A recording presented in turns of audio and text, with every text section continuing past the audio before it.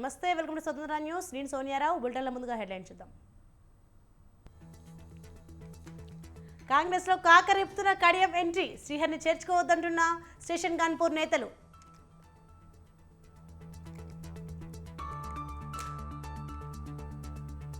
పిఠాపురం నుంచే పవన్ ఎన్నికల శంఖారావం, టీడీపీ నేత వర్మతో భేటీ కానున్న జనసేనాని.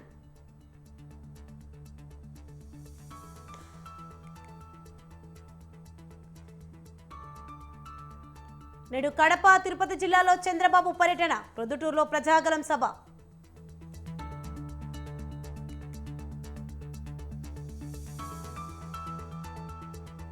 పత్తికొండ నుంచి జగన్ బస్సు యాత్ర ప్రారంభం, సంజీవపురంలో రాత్రి బస్ చేయనున్న సీఎం.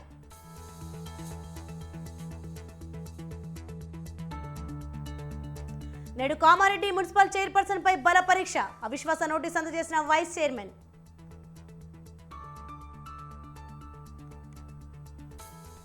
ఏపీలో 2 రోజుల పాటు వడగాలులు, ప్రజలు అప్రమత్తంగా ఉండాలని అధికారుల సూచన.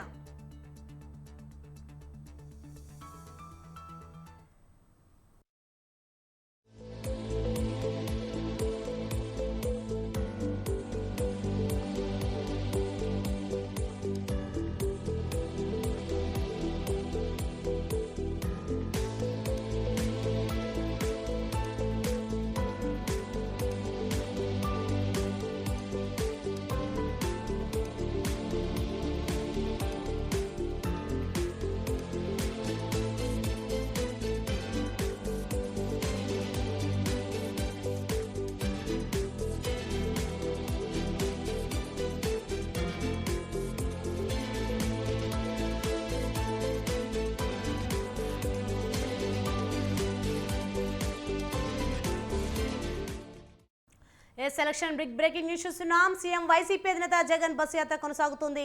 ఎన్నికల ప్రచారంలో భాగంగా మేమంతా సిద్ధం పేరుతో చేపట్టిన బస్సు యాత్ర ఉత్సాహంగా సాగుతోంది. 2 రోజుల పాటు ఉమ్మడి కర్నూలు జిల్లాలో సాగిన యాత్ర ఇవాళ అనంతపురం జిల్లాలోకి ప్రవేశించనుంది. ప్రజలతో మమేకమవుతూ ఉదయం గ్రామస్తులతో ముఖాముఖి, సాయంత్రం బహిరంగ సభలతో జగన్ ముందుకు వెళ్తున్నారు.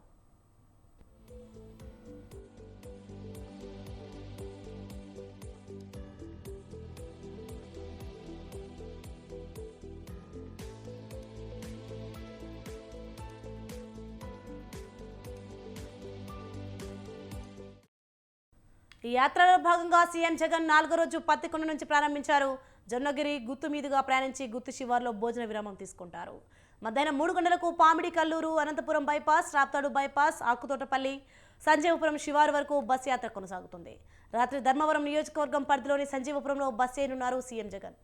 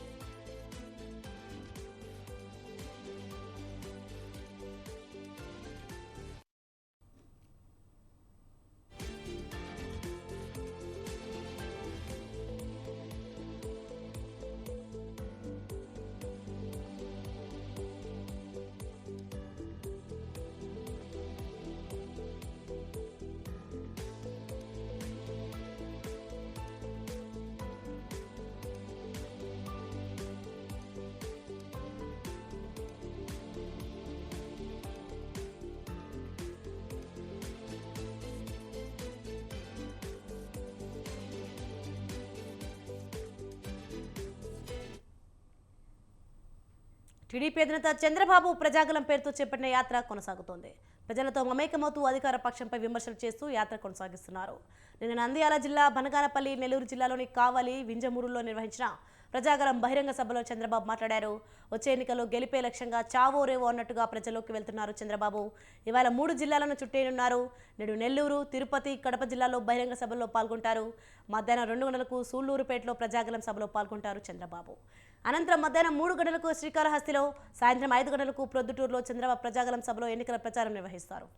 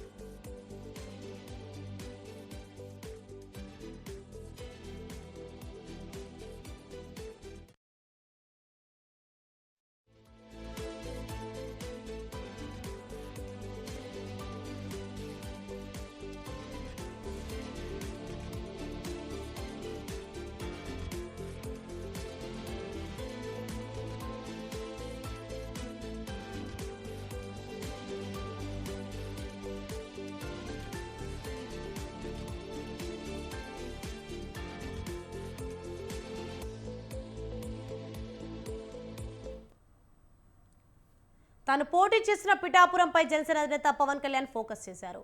నేటి నుంచి పిఠాపురంలో పవన్ కళ్యాణ్ ఎన్నికల ప్రచారాన్ని ప్రారంభించనున్నారు. వారాహి విజయబేరి యాత్ర పేరిట పవన్ కళ్యాణ్ ఎన్నికల ప్రచారానికి శ్రీకారం చుడుతున్నారు. చేబ్రోలులో మోటీ ఎన్నికల ప్రచార బహిరంగ సభ జరగనుంది.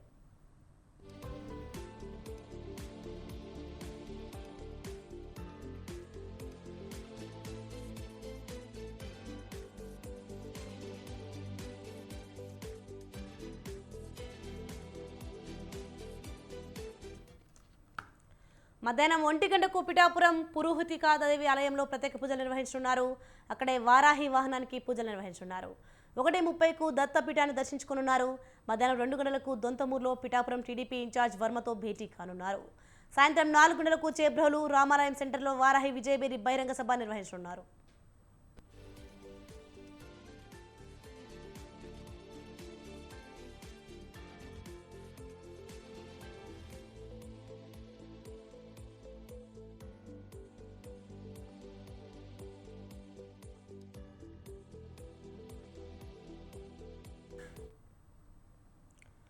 ఈ ఎన్నికల్లో జనసేన 21 అసెంబ్లీ స్థానాలు, 2 ఎంపీ స్థానాల్లో పోటీ చేస్తోంది. ఈ నేపథ్యంలో 3 విడతల్లో పవన్ ఎన్నికల ప్రచారం కొనసాగనుంది. ఇప్పటికే టీడీపీ అధినేత చంద్రబాబు, సీఎం జగన్ ఎన్నికల ప్రచారం బరిలో దూసుకెళ్తున్నారు. చంద్రబాబు ప్రజాగలం యాత్ర పేరిట ఎన్నికల ప్రచార కార్యక్రమాల్లో పాల్గొంటుండగా సీఎం జగన్ మేమంతా సిద్ధంపేట సభలకు హాజరవుతున్నారు. ఇక పవన్ కూడా ఎంట్రీ ఇవ్వబోతున్నారు. దాంతో ఏపీలో ఎన్నికల వేడి heat పెంచనుంది.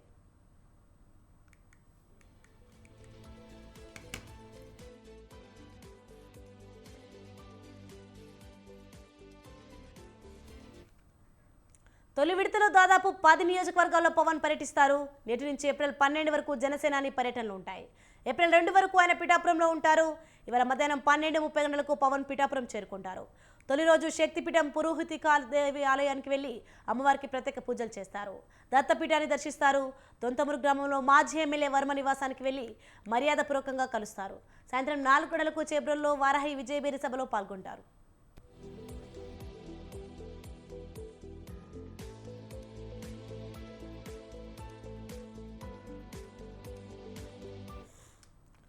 April 3న Tenali, 4న Nellimarla, 5న Anakapalli, 6న Yalamanchili, 7న Pendurthi, 8న Kakinada rural నియోజకవర్గాల్లో ప్రచారం నిర్వహిస్తారు. ఉగాది పర్వదినం 9వ తేదీన పిఠాపురంలో నిర్వహించే ఉగాది వేడుకల్లో పాల్గొంటారు. అనంతరం 10వ తేదీన రాజోలు, 11న పి గన్నవరం, 12న రాజానగరం బహిరంగ సభల్లో పాల్గొంటారు. రైట్, ఇదే అంశంపై మరింత సమాచారం మా ప్రతినిధి సంతోష్ లైవ్ ద్వారా అందిస్తారు. సంతోష్, చెప్పండి.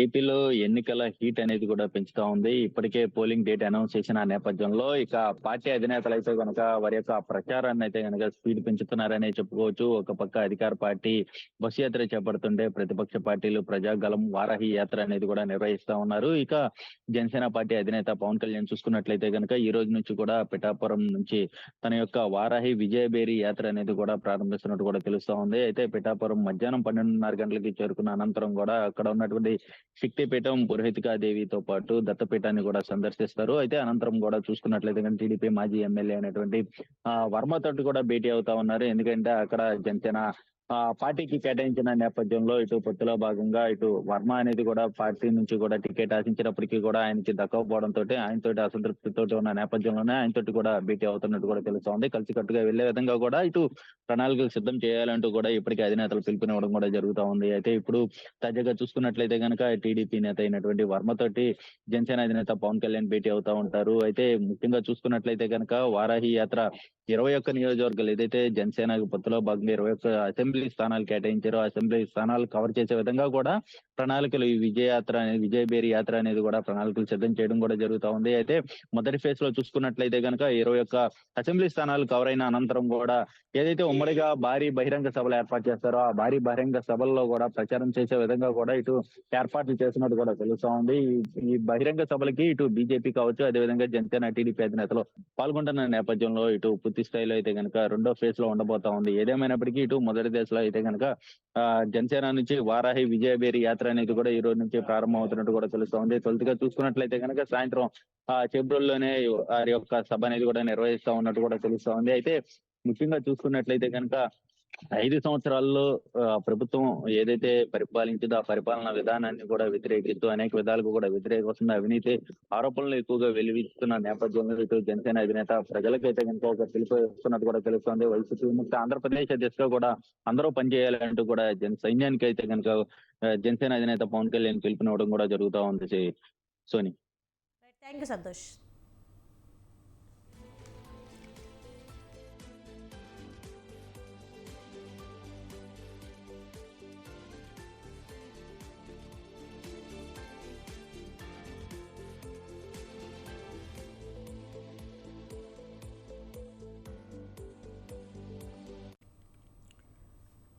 లోక్సభ ఎన్నికల వేళ సర్వశక్తులు ఒడ్డి పొరాల్సిన సమయంతో బీఆర్ఎస్ క్లిష్ట పరిస్థితి ఎదుర్కొంటోంది. ఒకప్పుడు ఆపరేషన్ ఆకర్ష్ పేరుతో ఇతర పార్టీలకు గండి కొట్టిన బీఆర్ఎస్ ప్రస్తుతం కీలక నాయకులు వలస బాటపడడంతో రేకులు రాలిపోయిన గులాబీ చందంగా మారింది. రాజ్యసభ సభ్యుడు K Keshava Rao, Hyderabad mayor Gadwal Vijayalakshmi, station Ghanpur MLA Kadiyam Srihari, Warangal MP BRS అభ్యర్థి కడియం కావ్య కూడా కాంగ్రెస్ కండువా కప్పుకోవడంతో వలసల వరదతో గులాబీ దండు ఖాళీ అయిపోతుంది. కార్ పంచర్ అయింది.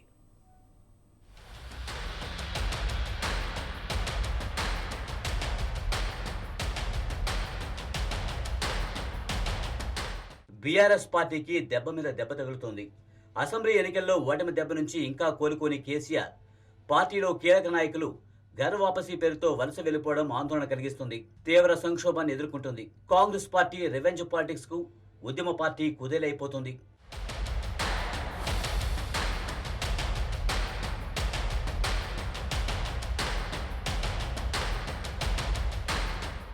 తెలంగాణ ఉద్యమ పార్టీగా ప్రజల మన్ననలను పొందిన తెలంగాణ రాష్ట్ర సమితి అధికారంలోకి రాగానే ఆపరేషన్ ఆకర్ష్ పేరుతో ప్రతిపక్షం లేకుండా చేసేందుకు ఇతర పార్టీ నేతలకు రెడ్ కార్పెట్ పరిచింది.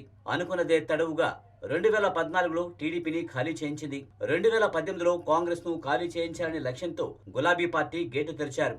ఎమ్మెల్యేలు నేతలను పార్టీలో చేర్చుకున్నారు. దాదాపు ప్రతిపక్షం అనే పదం లేకుండా చేశారు. ఇప్పుడు సీన్ రివర్స్ అయింది. కేసీఆర్ వేసిన పాచికలనే ప్రయోగించి కాంగ్రెస్ రాష్ట్ర అధ్యక్షుడు ముఖ్యమంత్రి రేవంత్ రెడ్డి రివెంజ్ తీర్చుకుంటున్నారు. గులాబీ పార్టీని ఖాళీ చేసే వ్యూహాలకు పదులు పెట్టారు. లోక్సభ ఎన్నికలకు ముందు హస్తం పార్టీ గేట్లు తెరిచారు. బీఆర్ఎస్ కార్పొరేటర్ నుంచి సిట్టింగ్ ఎమ్మెల్యేలు, ఎంపీలు, అభ్యర్థులు కూడా కాంగ్రెస్ లో చేరేందుకు క్యూ కట్టారు.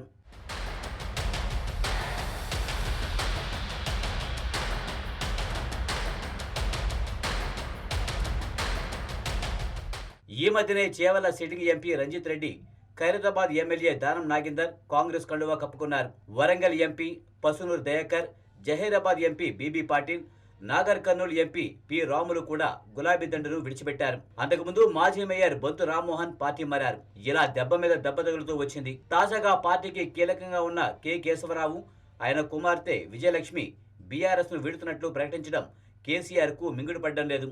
ఇక మాజీ మంత్రి కడియం శ్రీహరి, ఆయన కుమార్తె కావ్య కూడా పార్టీని వీడుతుండడం సంకటంగా మారింది.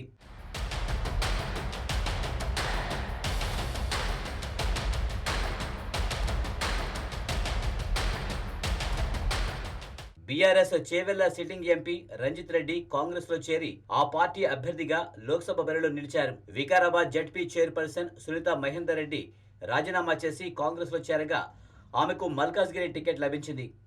ఖైరతాబాద్ ఎమ్మెల్యే దానం నాగేందర్ అధికార పార్టీలో చేరి సికింద్రాబాద్ లోక్సభ టికెట్ దక్కించుకున్నారు.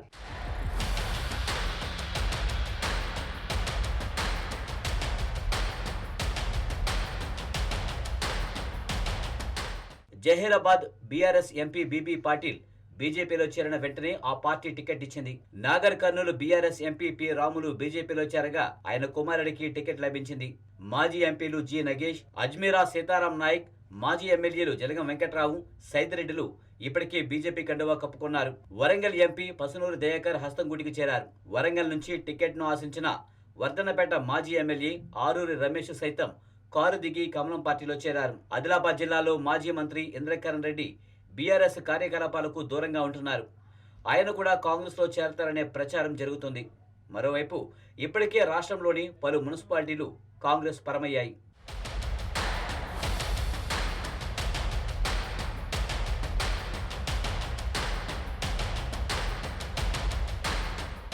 పార్టీని వీడుతున్న నాయకులు కవిత అరెస్ట్, నీటి ప్రాజెక్టులలో లోపాలు, ఫోన్ ట్యాపింగ్ వ్యవహారాలను ప్రస్తావించి లేఖలు రాయడం పార్టీని దుమ్మెత్తుపోయడం కేసీఆర్ కు మరింత సంకటంగా మారింది. ఉన్న నాయకులు వలసపోకుండా చూసుకోవడమే గులాబీ బాసుకు అసీధారా వ్రతమే.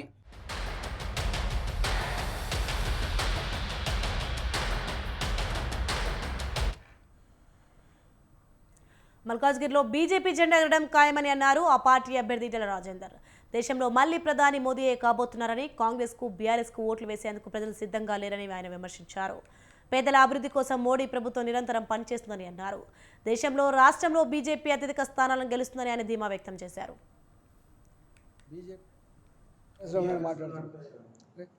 నేను చెప్పిన లెక్క చెప్పింది ఫస్ట్ దేశం నేను అట్టుకున్నప్పుడు ఆర్థిక మంత్రి నాడు 11 లక్షల కోట్ల రూపాయలు ఆనాడికి 11 లక్షల కోట్ల రూపాయలు కార్పొరేట్ సంస్థలు ఎగబెడుతున్నాయి.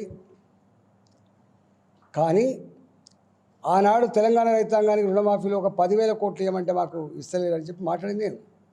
కానీ ఒక్కడు గుర్తుపెట్టుకోవాలి కేటీఆర్ గారు ఏంటంటే, ఈ 11 లక్షల కోట్ల రూపాయల ఎగవేత, కార్పొరేట్ సంస్థల ఎగవేత, ఈ అప్పులన్నీ ఎవరి పీరియడ్ ఇచ్చింది తెలుసా?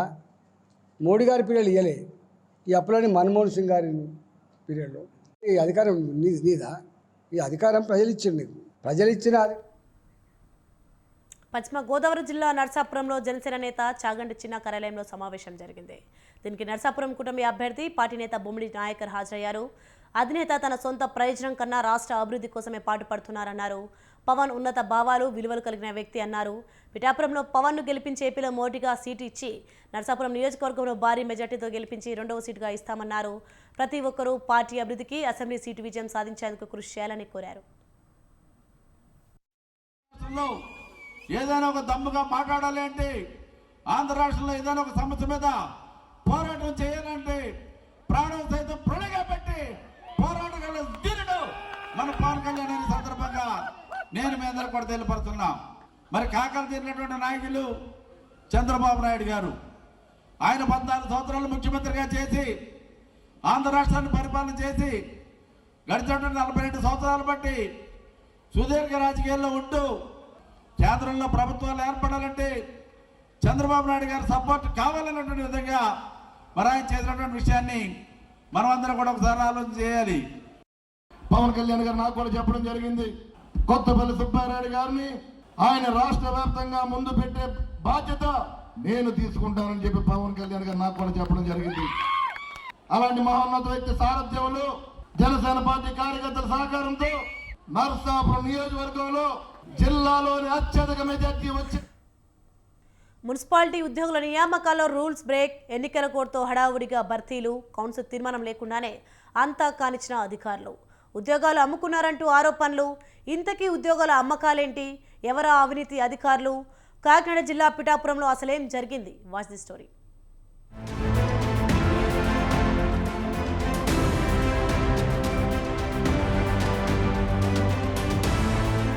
కాకినాడ జిల్లాలో మున్సిపాలిటీ ఉద్యోగాల భర్తీ వివాదాస్పదంగా మారింది. పిఠాపురం మున్సిపాలిటీలో అవుట్సోర్సింగ్ ఉద్యోగుల నియామకాల్లో భారీగా అవినీతి జరిగిందన్న ఆరోపణలు వెల్లువెత్తుతున్నాయి. నిబంధనలకు విరుద్ధంగా నియామకాలు జరిగాయంటూ మండిపడుతున్నారు. మున్సిపల్ కౌన్సిల్ కు ఎలాంటి సమాచారం ఇవ్వకుండానే ఎన్నికల కోడ్ ముందు 7 ఉద్యోగులను నియమించడం ప్రస్తుతం వివాదంగా మారింది.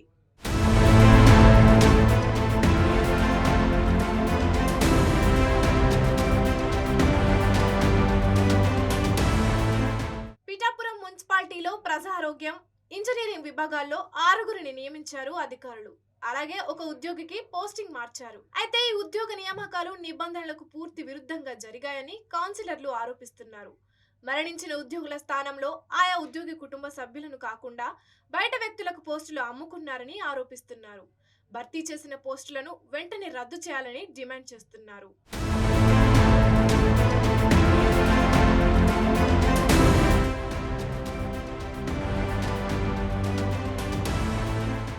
ఎంతో కాలం నుండి మున్సిపాలిటీ మున్సిపాలిటీలో కాంట్రాక్టు ప్రాతిపదికన పనిచేస్తున్న వారిని పక్కన పెట్టి కొత్త వారికి చోటు కల్పించడం ఇప్పుడు చర్చకు దారితీసింది. గుట్టు చప్పుడు కాకుండా జరిగిన ఈ అవుట్ సోర్సింగ్ ఉద్యోగ నియామకాల విషయంలో ఓ ప్రజా ప్రతినిధి ద్వారా లక్షలాది రూపాయలు చేతులు మారాయన్న ఆరోపణలు గుప్పుమంటున్నాయి. వెంటనే అక్రమంగా భర్తీ చేసిన ఉద్యోగ నియామకాలపై సమగ్ర విచారణ జరిపించాలన్న డిమాండ్ వెల్లువెత్తుతోంది. అవినీతి అధికారులపై వెంటనే చర్యలు తీసుకోవాలని కౌన్సిలర్లు ఉన్నతాధికారులకు విజ్ఞప్తి చేస్తున్నారు.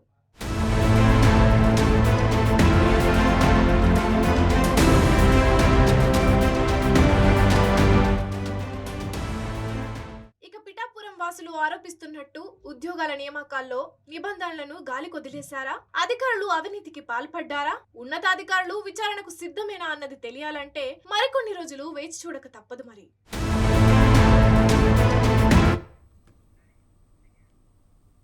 ఏపీ టీడీపీలో టికెట్ వార్ కొనసాగుతోంది. తన సీటు ఎలా బాలసుబ్రహ్మణ్యానికి ఎలా ఇస్తారని రాజంపేట ఇన్ఛార్జ్ చెంగల్ రాయుడు అధిష్టానాన్ని ప్రశ్నించారు. రాజంపేట పార్లమెంట్ టికెట్ బాలసుబ్రహ్మణ్యానికి ఇస్తానని చెప్పి ఆ సీటు కిరణ్ కుమార్ రెడ్డికి కేటాయించి తన సీటు అతనికి ఎలా ఇస్తారని నిలదీశారు. 5 ఏళ్ల పాటు కష్టకాలంలో తన దగ్గర పని చేయించుకొని చివరి నిమిషంలో టికెట్ కేటాయించకుండా ఉండడానికి కారణాలు ఏమిటో చెప్పాలని డిమాండ్ చేశారు. తన నెత్తిన బంగారు కిరీటం పెట్టి బుజ్జగించిన తనకు ఎమ్మెల్యే టికెట్టే కావాలని అంటాను తప్ప వేరే ఆఫర్లకు ఎంత మాత్రం అంగీకరించడానికి సమాధానం ఇచ్చారు రాయుడు. వరకు తెలుగుదేశమే, ఇల్లుండి వరకు తెలుగుదేశమే. భవిష్యత్తులో ప్రతి మండలంలో క్యాడర్ అంతా మాట్లాడుకుని క్యాడర్ ఏ నిర్ణయం తీసుకుంటే ఆ నిర్ణయాన్ని పట్టుకుని ఉంటారు. నా సొంత నిర్ణయం అంటూ ఏమీ లేదు. నా సొంత నిర్ణయం ఎక్కడ ఏమి ఉపయోగించుకున్నాను. క్యాడర్ అంతా ఏ నిర్ణయం తీసుకుంటే దాన్ని పట్టుకుని నేను పనిచేస్తాను. సార్, నిన్నటి వరకు కూడా మీకే టికెట్ అని చెప్పి అధిష్టానము ఈరోజు సడన్ గా మార్చడానికి మీరు ఎట్లా చూస్తున్నారు? నాకు మంగళవారం నాడు చంద్రబాబు నాయుడు కుటుంబంలో బస్సులు వచ్చి రాజంపేట అభ్యర్థి నువ్వు గెలుచుకోనరా, నీకు మంచి భవిష్యత్తు ఉంటుంది. మళ్ళీ బుధవారం నాడు కూడా సార్వత్రిక ఎన్నికల వేళ దేశంలో అతిపెద్ద రాజకీయ పార్టీ కాంగ్రెస్ పార్టీ తన సొంత నిధులను ఉపయోగించకుండా భారత ప్రభుత్వం నిరోధించడం పట్ల ప్రజాస్వామ్యవాదులు ఆందోళన చెందుతున్నారు. ఇది అమెరికాలో మాజీ అధ్యక్షుడు నిక్సన్ హయాంలో జరిగిన వాటర్ గేట్ కుంభకోణం కన్నా దారుణమని దుమ్మెత్తిపోస్తున్నారు. ఒకప్పుడు కాంగ్రెస్ ముక్త భారత్ అన్న మోదీ ఆలోచననే ఐటీ, ఈడీ, ఇతర దర్యాప్తు సంస్థలు అమలు చేస్తున్నాయా అని నిలదీస్తున్నారు. దేశంలో స్వేచ్ఛగా న్యాయబద్ధంగా ఎన్నికలు నిర్వహించడం ద్వారా నిజమైన ప్రజాస్వామ్యం నెలకొల్చేందుకు కృషి జరగాలని అంటున్నారు.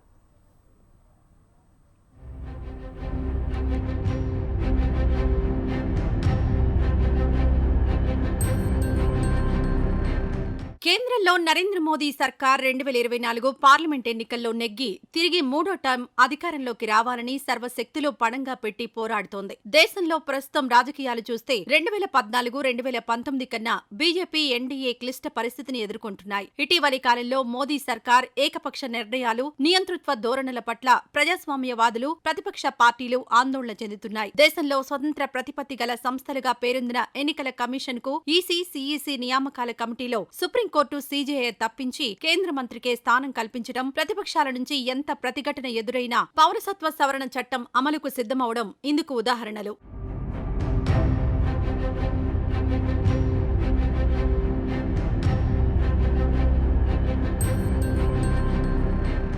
నిజానికి అమెరికాలో జరిగిన వాటర్ గేట్ కుంభకోణానికి ప్రస్తుతం కాంగ్రెస్ నిధుల స్తంభనకు పోలికలు లేకపోవచ్చు. అయితే అమెరికా మాజీ అధ్యక్షుడు రిచర్డ్ నిక్సన్ యంత్రాంగం ప్రతిపక్ష డెమోక్రాటిక్ పార్టీని అడ్డుకునేందుకే అక్రమాలకు పాల్పడింది. వాషింగ్టన్ డీసీలోని వాటర్ గేట్ వ్యవహారంలో డెమోక్రటిక్ పార్టీ ప్రచార ప్రధాన కార్యాలయం నుంచి సున్నితమైన రాజకీయ సమాచారాన్ని దొంగిలించడానికి నిక్సన్ ప్రభుత్వం అనుమతి ఇచ్చినట్లు వెల్లడైంది. అమెరికా ప్రజాస్వామ్య వ్యవస్థలో ఎన్నికల ప్రక్రియలను నిర్వీర్యం చేయడానికి జరిగిన కుట్ర ఇది. ఫలితంగా రిచర్డ్ నిక్సన్ అర్ధాంతరంగా పదవీ విరమణ చేయాల్సి వచ్చింది.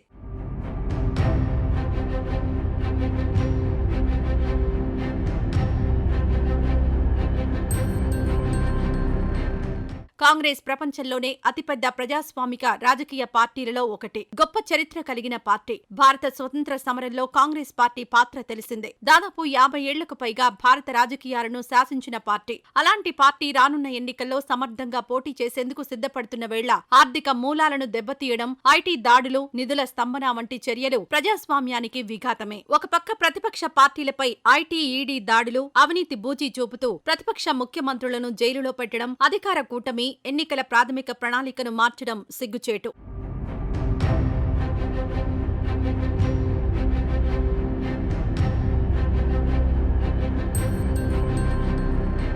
ప్రతిపక్ష ఇండియా కూటమిలో కీలక పార్టీ ఆప్ నేత ఢిల్లీ ముఖ్యమంత్రి అరవింద్ కేజ్రీవాల్ అరెస్ట్, మరో ముఖ్యమంత్రి జార్ఖండ్ సీఎం హేమంత్ సోరెన్ అరెస్ట్ ప్రతిపక్ష కూటమికి పెద్ద దెబ్బ.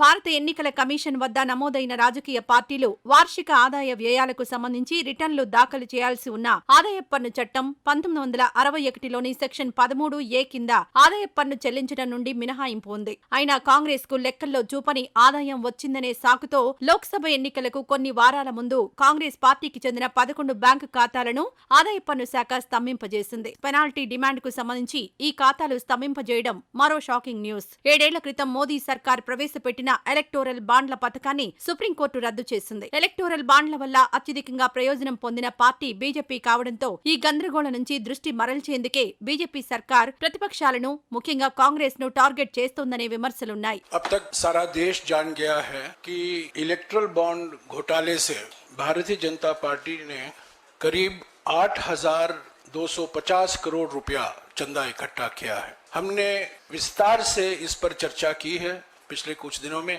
जो 4 रास्ते अपनाए गए हैं बीजेपी द्वारा. पहला रास्ता था चंदा दो धंधा लो, यानी कि प्रीपेड घूस. दूसरा रास्ता था ठेका लो चंदा दो, यानी कि पोस्ट पेड घूस. तीसरा रास्ता था हफ्ता वसूली, यानी कि ईडी, सीबीआई और इनकम टैक्स की धमकी दो और कंपनियों से चंदा लो. और चौथा रास्ता था फर्जी कंपनियों का रास्ता, यानी कि शेल कंपनी द्वारा चंदा लो. ये इलेक्ट्रल बॉन्ड घोटाला सुप्रीम कोर्ट ने कहा है ये संविधान के खिलाफ है, ये गैर संवैधानिक है. 2014లో తొలిసారి అధికారంలోకి వచ్చినప్పుడు మోదీ కాంగ్రెస్ ముక్త్ భారత్ అని ఎలుగెత్తారు. ఆ తర్వాత ఎన్నికల్లో కాంగ్రెస్ పెద్దగా రాణించిపోయినా 2024 నాటికి కాంగ్రెస్ మరింత బలపడింది. ప్రతిపక్షాలను ఏకతాటిపైకి తెచ్చి ఇండియా కూటమి ఏర్పాటులో కీలక పాత్ర వహించడమే కాక రాహుల్ గాంధీ ఆధ్వర్యంలో జరిగిన భారత్ జోడో 2 యాత్రల కారణంగా జన సామాన్యంలో కాంగ్రెస్ బలమైన శక్తిగా తయారైంది. ఈ నేపథ్యంలో కాంగ్రెస్ ను దెబ్బతీసేందుకే మోదీ సర్కార్ విశ్వ ప్రయత్నాలు చేస్తోంది.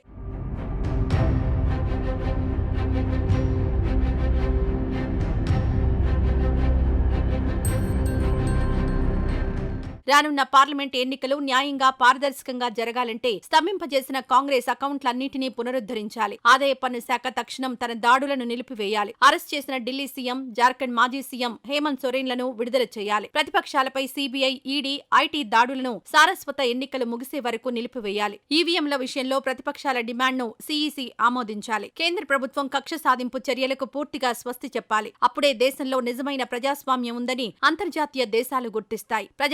వాదులు సంతోషిస్తారు.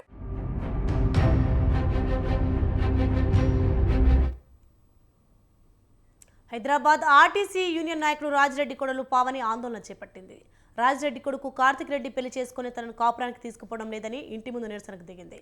పెళ్లి చేసుకున్న 3వ రోజు నుంచే తనని ఇంట్లోకి రానివ్వడం లేదని ఆవేదన వ్యక్తం చేసింది.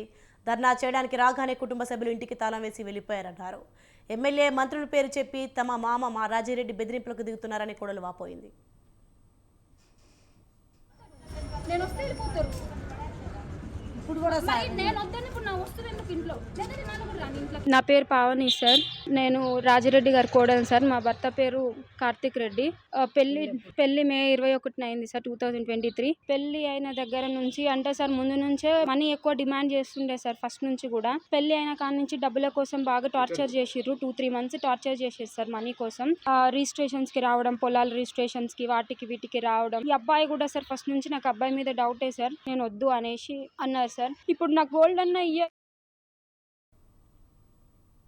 సినీ పరిశ్రమలో విషాదం చోటు చేసుకుంది. తమిళ నటుడు డేనియల్ బాలాజీ గుండెపోటుతో కన్నుమూశారు. నిన్న రాత్రి ఛాతీలో నొప్పి వచ్చిన వెంటనే ఆయన కుటుంబ సభ్యులు వెంటనే చెన్నైలోని ఓ ప్రైవేట్ ఆసుపత్రికి తరలించారు. అయితే అప్పటికే ఆయన మృతి చెందినట్లు డాక్టర్లు చెప్పారు. డేనియల్ బాలాజీ తమిళం, తెలుగు, మలయాళం, కన్నడ భాషల్లో మొత్తం 50కి పైగా సినిమాలు చేశాడు. తెలుగులో ఘర్షణ, చిరుత, టగ్, జగదీష్, సాహసం శ్వాసగా సాగిపో వంటి చిత్రాలతో తెలుగువారికి దగ్గరయ్యాడు. ఎక్కువగా విలన్ రోల్స్లో నటించాడు. బాలాజీ మృతి పట్ల తమిళ పరిశ్రమకు చెందిన ప్రముఖులు, అభిమానులు సోషల్ మీడియాలో సంతాపం వ్యక్తం చేస్తున్నారు. ఇవాళ చెన్నైలోని పురసామి వాకంలో డేనియల్ బాలాజీ అంత్యక్రియలను నిర్వహించబోతున్నారని తెలుస్తోంది.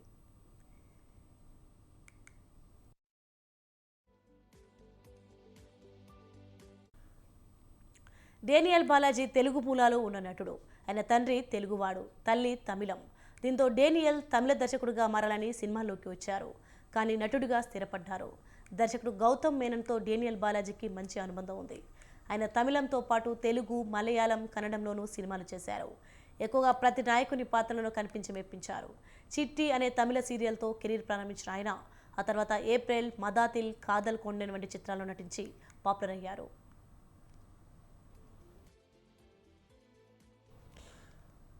తెలుగులోనూ పలు చిత్రాల్లో నటించారు డేనియల్ బాలాజీ. ఎన్టీఆర్ సాంబా చిత్రంతో టాలీవుడ్కు ఎంట్రీ ఇచ్చారు. అనంతరం వెంకటేష్ ఘర్షణ చిత్రంలో హీరో ఫ్రెండ్స్ గ్యాంగ్లో ఒకరిగా కనిపించి మెప్పించారు. రామ్ చరణ్ చిరుత, నాగచైతన్య సాహస శ్వాసగా సాగిపో సినిమాలోనూ నటించారు. నాని టగ్ జగదీష్లోనూ మెయిన్ విలన్గా కనిపించి ఆకట్టుకున్నారు. ఇదే ఆయన చివరి తెలుగు చిత్రం.